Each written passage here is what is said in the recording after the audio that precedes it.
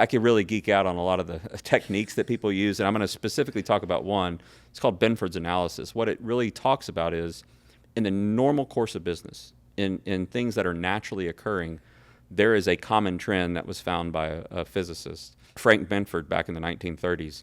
And he said everything follows the same pattern when there is no manipulation.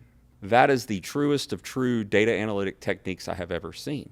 Because what it will find your spikes. Because when somebody is manipulating the system, if this trend is not being followed, then you're going to have these spikes. And that's where you go and you look for, hey, I need to find that one trend, that one spike. I need to go dive into that. And again, instead of looking at 1,000 transactions where 900 of them may be correct and may be accurate and may be naturally occurring, I'm going to go look at the 100 that aren't.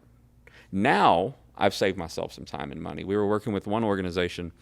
We looked at checks being written, and they had a process in place that said every check over $5,000 has to have 2 signatures. Well, one of the signatures was the owner of the company, was hardly ever there. And so when we started doing this analysis, I saw 2 spikes. I saw a spike at like 4,800, 4,900. We started looking at it. I didn't know about this process, this control they had in place at the time. And I went back and I just said, hey, can you tell me what happens at $5,000?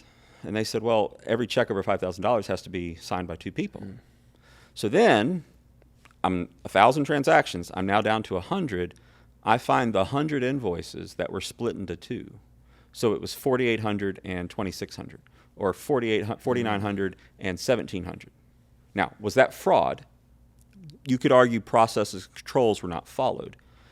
The explanation I got was, well, the owner's never here, and so we could never sign those checks. And so what we do is we split it into 2. Wow. Again, not fraud, but manipulation of natural occurring numbers. Yep. And so it's things like Benford's analysis that really help an organization dive into, where are my spikes? What do I really need to look at? And the moral of that story was we went back to the owner and he said, fine, I'll lower this to 2,500. And I said, great, next year we'll have a spike at 2,400. Like, you're not solving, Right. Find somebody else to sign the checks. Yep. You're impeding the process, right? And so, again, we have seen this far too often where fraud is found with Benford's analysis because the spikes are in the 8,500, the 9,500 range, which are not normal. And so fraud analysis, looking for the trends, looking for the spikes, looking for the unusual transactions is another way that data analytics can really be helpful.